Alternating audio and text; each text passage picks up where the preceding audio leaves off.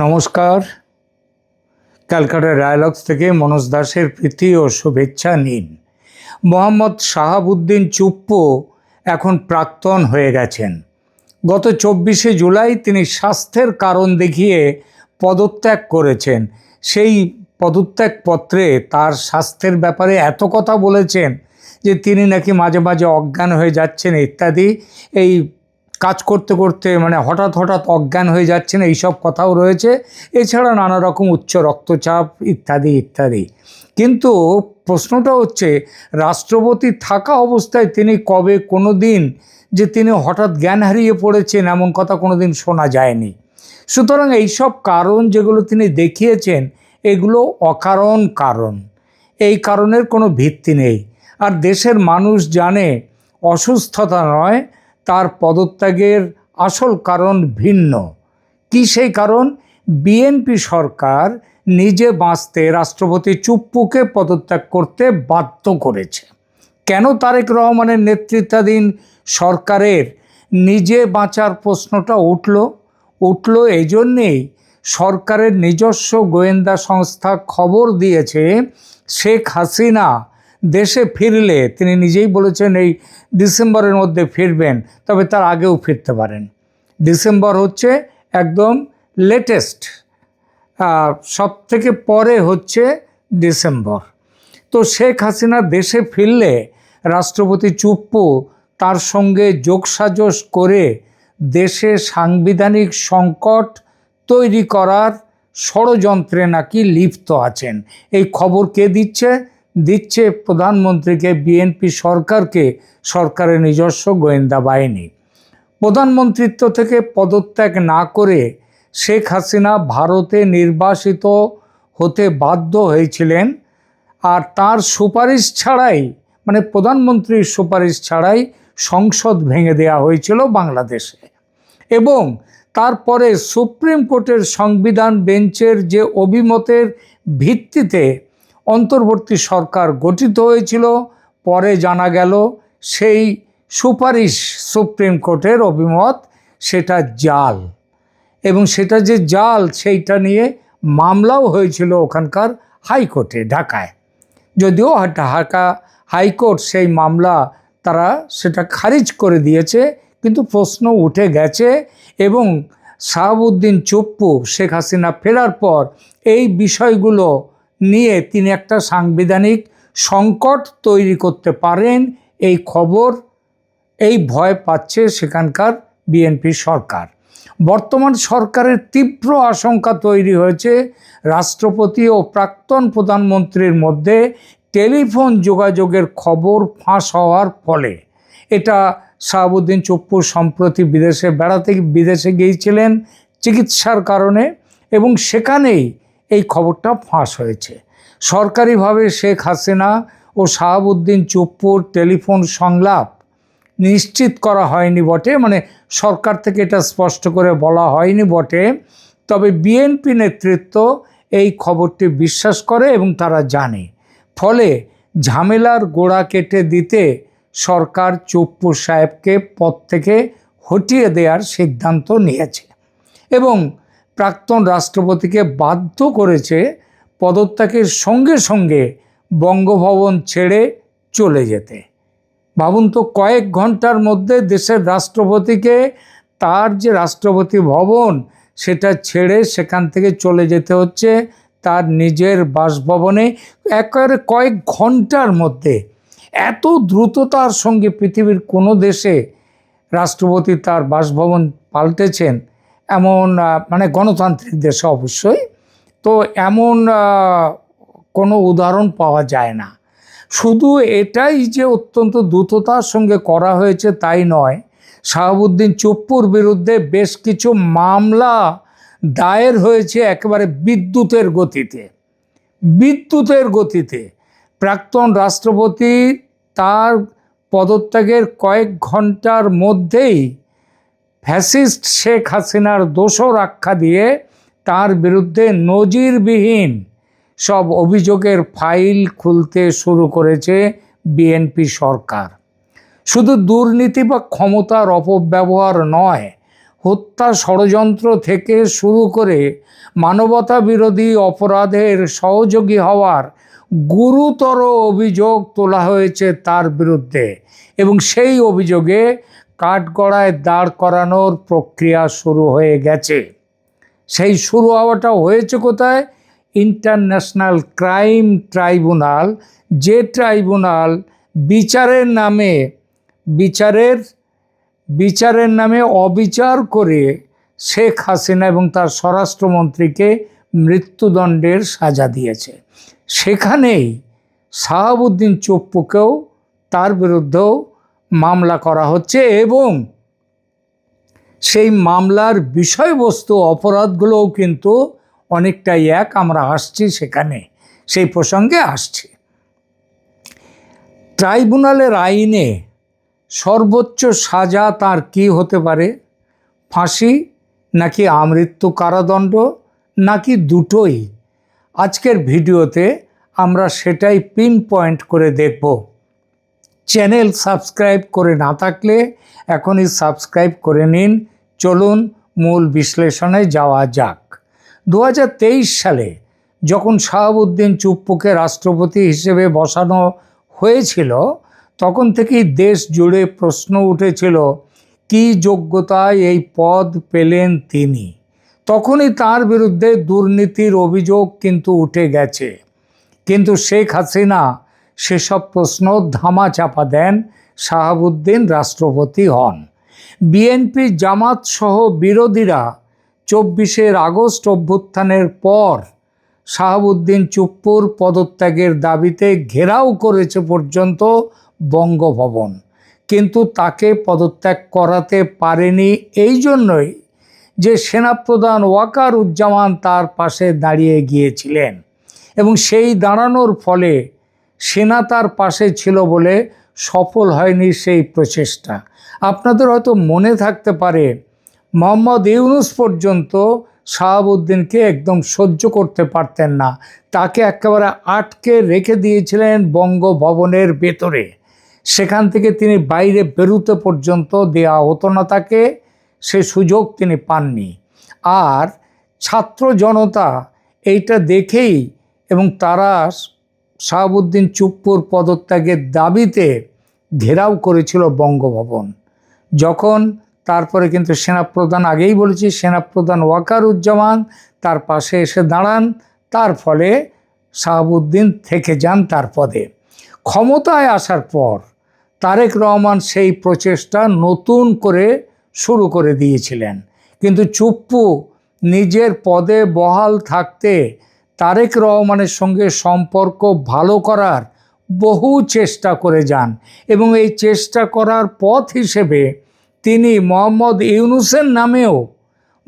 ইউনূসের বিরুদ্ধে একের পর এক বোমা ফাটাতে থাকেন, এবং এই বোমা ফাটানোর উদ্দেশ্য ছিল যাতে তারেক রহমানের সরকারের সঙ্গে তার সম্পর্কটা ভালো হয় এবং তিনি থেকে যেতে পারেন যাতে রাষ্ট্রপতি পদে। কিন্তু শেষ রক্ষা হলো না। শেখ হাসিনার সঙ্গে ফোন যোগাযোগের পর সম্পর্ক ভেঙে চুরমার। সত্যি সত্যি তার ফোন যোগাযোগ হয়েছিল কিনা আমরা বলতে পারবো না, কিন্তু বিএনপি সরকার বিশ্বাস করে ফোনে যোগাযোগ হয়েছিল শেখ হাসিনার সঙ্গে। সুতরাং তারপর থেকেই তারেক সরকারের কাছে তিনি শত্রু হিসেবে চিহ্নিত হয়ে গেছেন, এবং সরকার এতটাই ক্ষুব্ধ, তার বিরুদ্ধে অভিযোগ এইটাই যে তিনি ফ্যাসিবাদের দোসর হিসেবে শেখ হাসিনা সরকারের অন্যায় আদেশগুলোর ওপর সিলমোহর দিয়ে গেছেন একের পর একবার। কখনো শেখ হাসিনাকে থামাবার চেষ্টা তো করেননি, বরং তার সব কাজে তিনি সমর্থন দিয়েছেন। অতএব এই অপরাধে, ফ্যাসিস্টের সহযোগী হওয়ার অপরাধে তিনি এখন অপরাধীর কাঠগড়ায়। ইতিমধ্যে কোন কোন অপরাধে মামলা হয়েছে শাহাবুদ্দিন চুপ্পুর বিরুদ্ধে একটু দেখি। প্রথমত দুর্নীতি, ইসলামী ব্যাংক কেলেঙ্কারি ও অবৈধ সম্পদ অর্জনের অভিযোগ। রাষ্ট্রপতি হওয়ার আগে তিনি ছিলেন দুর্নীতি দমন কমিশনের কমিশনার। সেখান থেকে শুরু করে নানা জায়গায় দায়িত্ব পালন করার সময় তার নামের পাশে যুক্ত হয়েছে দুর্নীতির বহু অভিযোগ।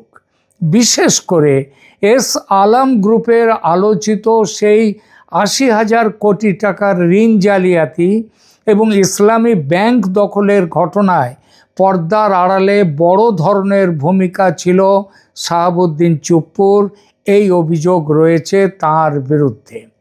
সাংবিধানিক সুরক্ষার কারণ যেহেতু তিনি দেশের প্রেসিডেন্ট পদে থাকাকালীন তার বিরুদ্ধে কোনো মামলা করা যায় না, সেই জন্য তার বিরুদ্ধে তখন কেউ আঙুল তুলতে পারেনি, তাকে অভিযুক্তের কাঠগড়ায় দাঁড়াতে পারেনি। কিন্তু এখন চলে যাওয়ার পর, রাষ্ট্রপতি পদ থেকে চলে যাওয়ার পরে কি অবস্থা? সংবিধানের সেই সুরক্ষার চাদর আর তার নেই। আইনমন্ত্রী বাংলাদেশের মোহাম্মদ আসাদুজ্জামান সাফ জানিয়ে দিয়েছেন, কারো প্রতি অবিচার করা হবে না ঠিকই, অর্থাৎ শাহাবুদ্দিনের বিচারের তার সুবিচার পাওয়ার সুযোগ তাকে দেওয়া হবে ঠিকই, তবে সুনির্দিষ্ট অভিযোগ যা আছে তার বিরুদ্ধে তার চুলচেরা বিশ্লেষণ চলছে এবং এই বিশ্লেষণও কিন্তু বেশি দিন নেবে না। খুব তাড়াতাড়ি বিশ্লেষণ শেষ করে কাজে নেমে পড়বে বিএনপি সরকার, অর্থাৎ তাকে কাঠগড়ায় তুলবে। অতীতে কিভাবে ক্ষমতার অপব্যবহার করে নিজের ও সহযোগীদের আখের গুছিয়েছেন তিনি, দুদক এবং সংশ্লিষ্ট তদন্ত সংস্থাগুলো এখন সেই ফাইলগুলো একে একে টেবিলের ওপরে সাজাচ্ছে। এর সঙ্গে যুক্ত হয়েছে আন্তর্জাতিক অপরাধ ট্রাইব্যুনালে তার বিরুদ্ধে হত্যায় সহযোগিতা করা এবং মানবতা বিরোধী মামলা। শুধু আর্থিক দুর্নীতিতেই তার মানে আটকে থাকছে না চুপ্পুর ভাগ্য। বাংলাদেশ আজাদি পার্টি এবং রাষ্ট্র সংলাপ ফোরামের মতো রাজনৈতিক সংগঠনগুলো সরাসরি আন্তর্জাতিক অপরাধ ট্রাইব্যুনালের চিফ প্রসিকিউটর কার্যালয়ে তার বিরুদ্ধে আনুষ্ঠানিক তদন্তের আবেদন জানিয়েছে। এখানে অভিযোগটা কি জানেন? অভিযোগটা হলো সুপিরিয়র রেসপন্সিবিলিটি বা উচ্চপদস্থের দায়। রাষ্ট্রপ্রধান হিসেবে দেশের ৩ বাহিনীর প্রধান এবং সর্বোচ্চ অভিভাবক হিসেবে তিনি জুলাইয়ের গণহত্যাকাণ্ড রোধে কোনো ব্যবস্থা তো নেননি, সম্পূর্ণ নিষ্ক্রিয় ছিলেন। এই অভিযোগ তার বিরুদ্ধে ছাত্র জনতা, জামাত, বিএনপি তাদের সবার। আন্দোলনকারীদের ওপর যখন গুলি চালনা হচ্ছিল তখন তিনি ফ্যাসিবাদকে প্রকারান্তরে প্রোটেকশন দিয়ে গেছেন, মৌন সমর্থন জুগিয়েছেন। অর্থাৎ গণহত্যাকারী ফ্যাসিস্ট শেখ হাসিনার সহযোগী শক্তি তিনি। আইন বিশেষজ্ঞরা বলছেন, জুলাই অভ্যুত্থানে যে তাজা প্রাণগুলো ঝরে পড়ার পেছনে যে গভীর রাজনৈতিক ষড়যন্ত্র ছিল, সেই ষড়যন্ত্রের চক্রান্তকারীদের তালিকায় একেবারে উঁচুর দিকে রয়েছে, আগে থেকেই রয়েছে শাহাবুদ্দিন চুপ্পুর নাম। শুধু তাই নয়, ভবিষ্যতে তার বিরুদ্ধে সরাসরি হত্যা মামলা এবং রাষ্ট্রদ্রোহিতার মতো গুরুতর অভিযোগে যুক্ত হওয়ার প্রবল সম্ভাবনা রয়েছে। আর রাষ্ট্রদ্রোহিতার সাজাও হচ্ছে মৃত্যুদণ্ড। ঘটনা কিন্তু সেদিকেই যাচ্ছে। তাহলে এখন প্রশ্ন হলো, আন্তর্জাতিক অপরাধ ট্রাইব্যুনাল আইনে তার সর্বোচ্চ কী শাস্তি হতে পারে? 1973 সালের আন্তর্জাতিক অপরাধ ট্রাইব্যুনাল আইন অনুযায়ী মানবতা বিরোধী অপরাধ, গণহত্যা কিংবা গণহত্যায় প্ররোচনা ও সহযোগিতার অভিযোগ প্রমাণিত হলে এখন এখানকার নির্ধারিত সর্বোচ্চ শাস্তি হলো মৃত্যুদণ্ড অথবা আমৃত্যু কারাদণ্ড, অথবা দুটোই একসাথে। যে দেশের সর্বোচ্চ সাংবিধানিক চেয়ারে বসে জনগণের নিরাপত্তা নিশ্চিত করার কথা ছিল, সেই চেয়ার থেকেই যদি কেউ গণহত্যাকারীদের আড়াল করে থাকে এবং আইনের চোখে যদি এই অপরাধ প্রমাণিত হয়, তবে সর্বোচ্চ শাস্তি বা মৃত্যুদণ্ড তার উপরে নেমে আসবে।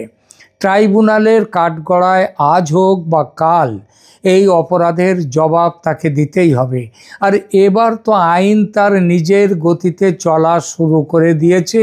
আগেই বলেছি, একেবারে বিদ্যুতের গতিতে।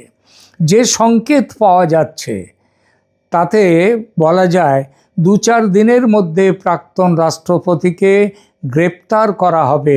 এজন্যই তাকে অত্যন্ত দ্রুততার সঙ্গে বঙ্গভবন থেকে সরিয়ে দেওয়া হয়েছে, যাতে গুলশনে তার বাড়ি থেকে তার গ্রেপ্তারি খুব বেশি মিডিয়া হাইপ না পায়। চুপ্পুর দুর্ভাগ্য, হাসিনা পালাবার পথ পেয়েছিলেন, কিন্তু চুপ্পুর পালাবার পথ নেই। শেখ হাসিনার ভারতে যাওয়া সম্ভব হয়েছিল, দেশের সেনা তার চলে যাওয়ার ব্যবস্থা করায়। চুপ্পু সে সুযোগ পেলেন না।